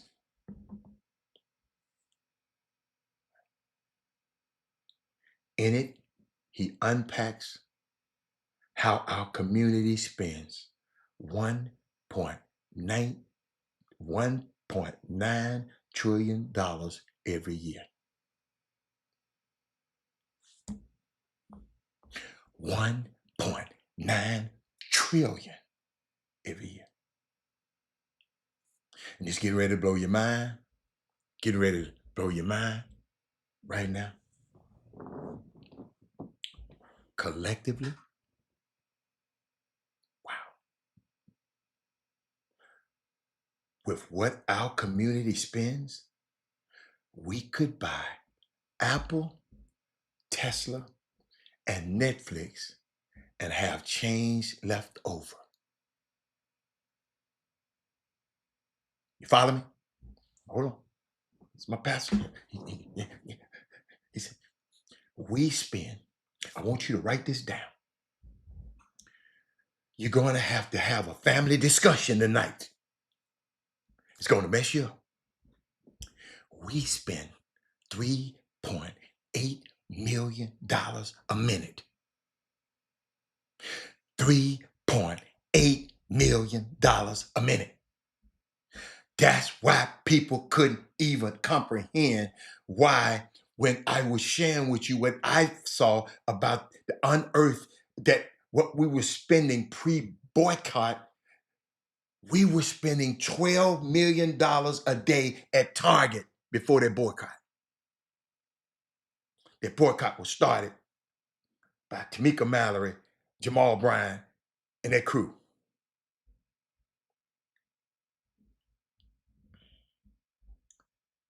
On of the areas that's right up under our nose. Y'all ain't gonna believe what I'm getting ready to tell you right now. One of the areas that's right up on our nose that we spend without any thought, we spend money on is chewing gum. Oh, this book blew me away. Somebody's bubble is getting ready to pop.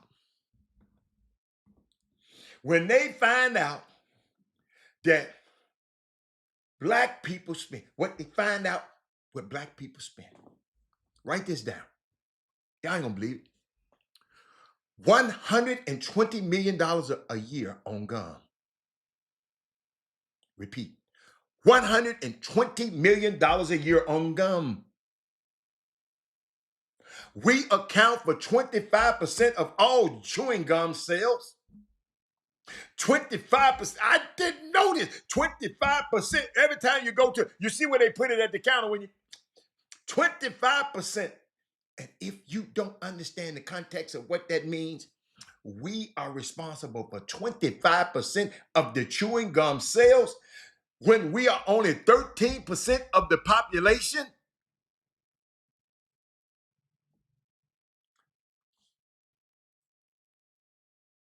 I told you I was going to blow your mind. It's going to be a family discussion tonight.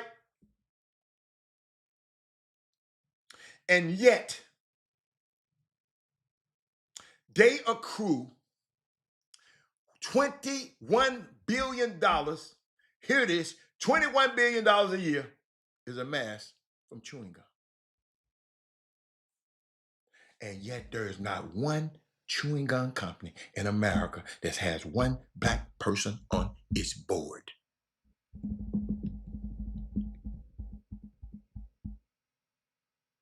It hates me to believe it's not one major chewing gum brand in America that's black owned.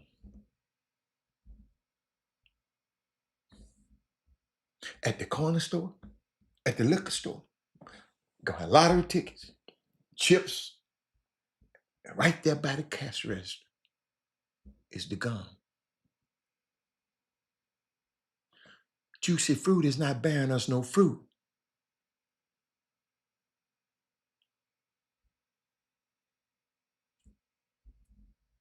And extra has not gone over and beyond for our community.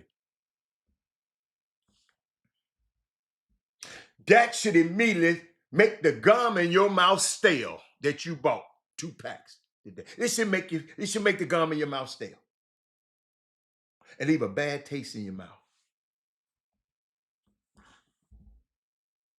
And if that don't leave a bad taste in your mouth, Reverend Jeremiah, that big BS bill, call it a big, beautiful bill. I call it the big BS bill that passed the Senate. That should be a bad taste in your mouth.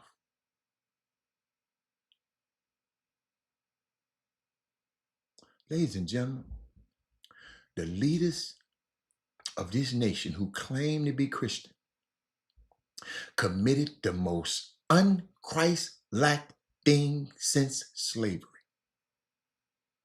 They have kicked 17 million Americans off health care, and 353,000 of them live in Georgia.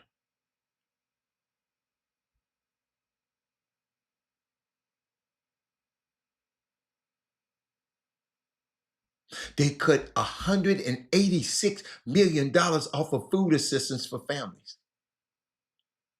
And bad taste in your mouth, they eliminated free lunch for children. Cut your pearls and reach for your asthma pump. Everybody's electric bill will be going up $168 a month.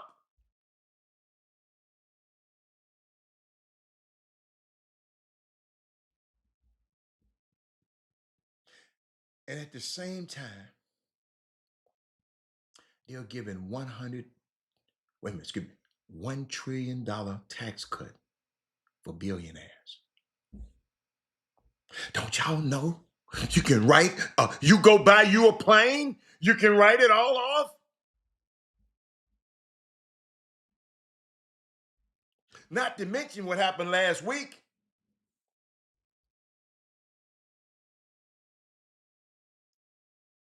They have over 500,000 Haitians unprotected. You know what Haitians are? They're black people. David, you got to give me a minute. I done moved on for them athletes right quick. We done moved on for them. But they always want us to entertain them. They don't want you to know this right here. Hey, Mia. Ladies and gentlemen, did I just tell y'all 500,000 Haitians are unprotected? A congresswoman in Minnesota was murdered, her and her husband in their home, by a professed evangelical Christian Trumpite. And President Trump did not go to the funeral. He went and played golf instead of paying respects.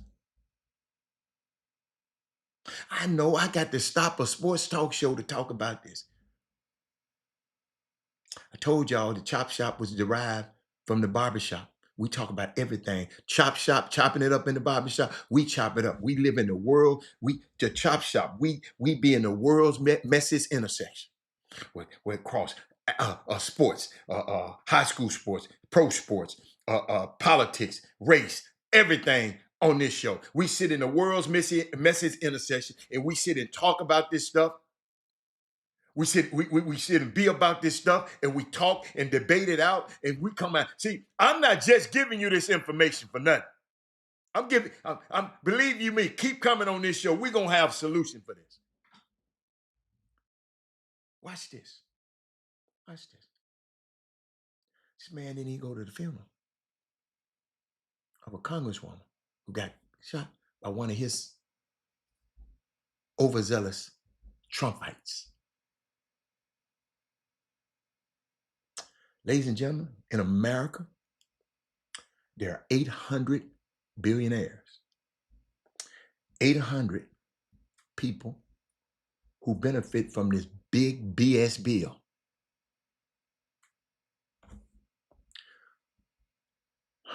Where contrarily, there are 340 million who will suffer.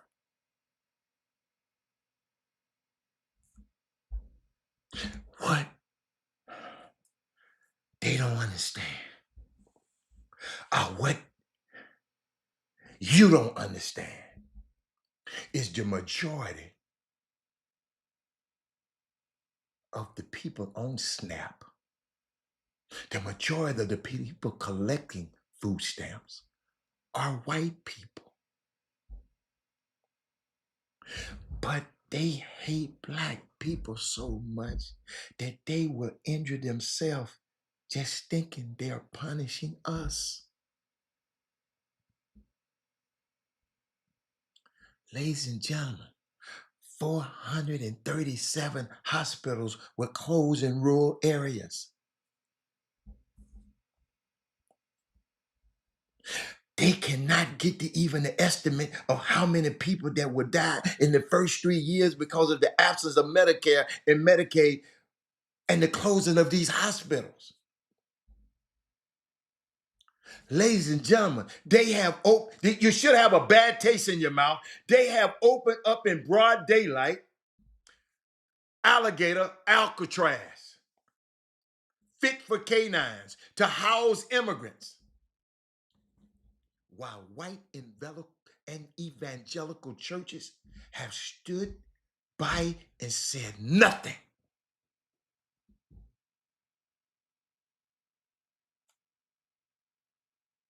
And if you're anything like me, this will leave a bad taste in your mouth. I didn't mean to do this today. Some made me just share this, and and if it doesn't, don't look at me with that tone of voice.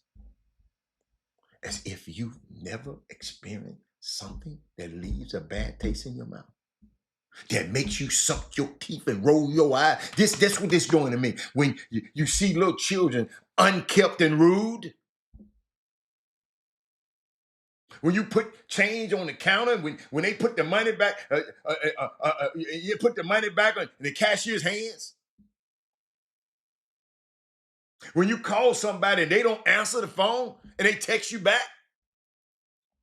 don't that leave a bad taste in your mouth? Y'all know what it left about when them folks said that about my girl, Kamala Harris. I was hot. Well, a year ago, it was people who called Kamala Harris a witch, and then they turn around and put a warlock in office. Ladies and gentlemen, if any of that irks your nerves,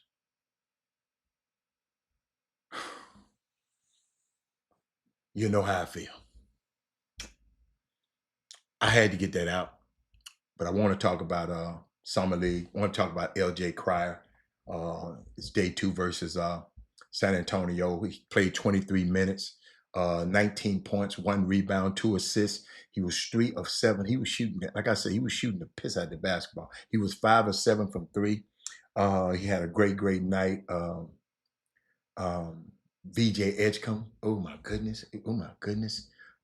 He had 28, I think 28, 28, 10, and 4 for in the summer league. This week, the summer league is still going on. It's going to continue this weekend. Gary Carter, what's up, baby?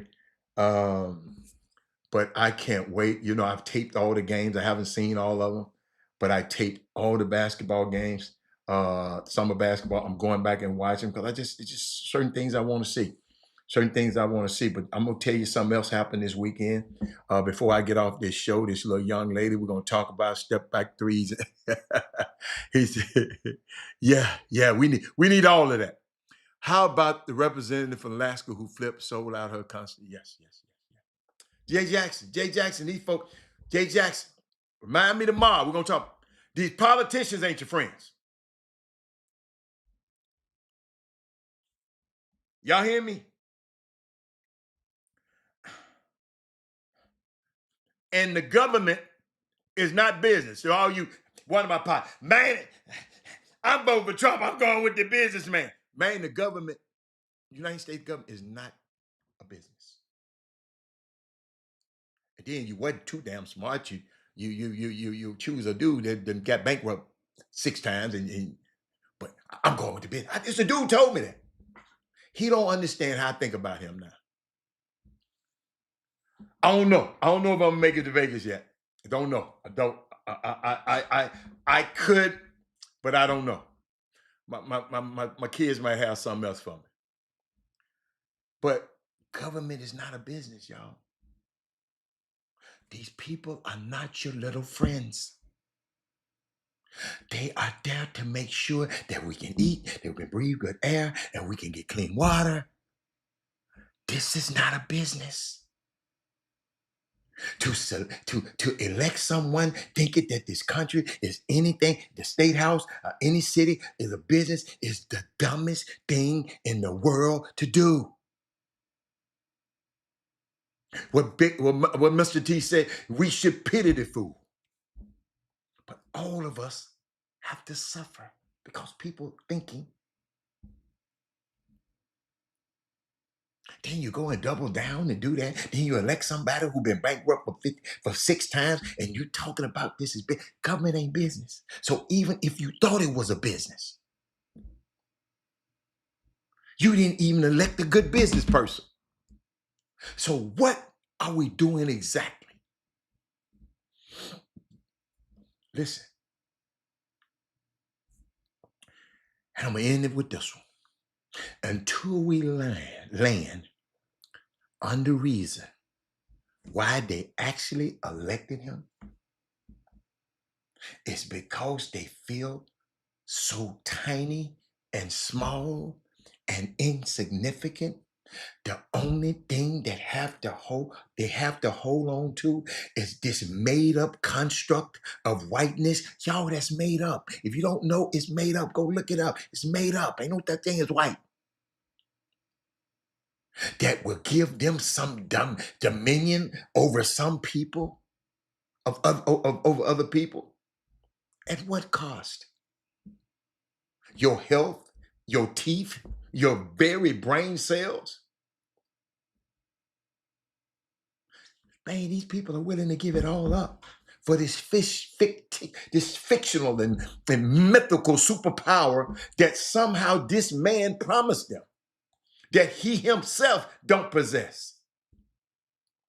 The government job is not a business.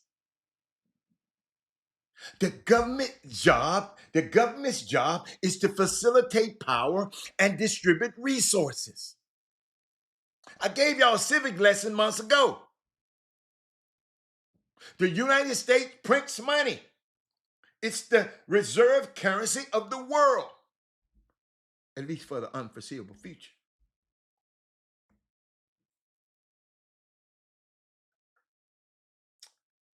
And it's deficit. They talking about the deficit. I got the Lord. No, they ain't. They don't talk about deficit until somebody else is in power. When they get in power with it, they said, we're going to do what the hell. They done raised the deficit $5 trillion. But they ran on, we finna drain the swamp. We finna get rid of the what's that, the RODE. And then it ran that dude off. Elon Musk. Man, let's just, y'all, I just hate to be, I just have to share stuff.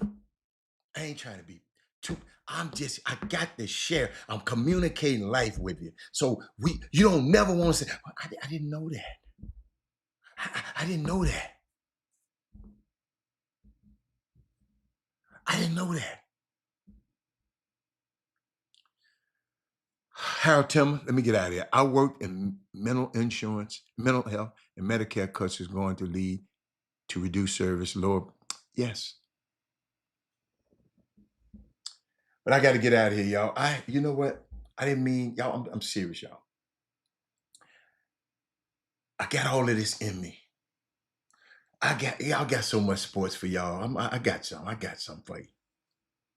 I got some stuff for you. I got some stuff for you. I'm just sitting up here going down the list of stuff that I even had a chance to talk about. That summer basketball, the Rockets. I got some Rockets stuff for you. I got some college football stuff for you. I got some 4th of July stuff for you. That I'm glad that you know we weren't thinking about celebrating. I want to talk about. Got some NBA stuff. I got so much stuff to talk about. But he said, line talk about the terrorists going, yeah, man, come on. Come on, man. That man. Yo, Jay Jackson, we knew. Prayers to Kerrville, Texas. Absolutely. Little babies getting swept by that water. Boy, I saw how fast that water was moving. I said, oh my goodness. But this too shall pass, ladies and gentlemen. We gonna get through this, y'all. We got through, y'all. We got through Bull Connor. We got through Ronald Reagan. We got through all them folks. We gonna be to get through this guy. But I'll see y'all later. I'll see y'all on Monday. I mean tomorrow. I'm all over the place. I can't wait. I'm out. See you tomorrow. Bye. Jim Hicks, Rob Hatter, you are now tuned in to the Chop Shop.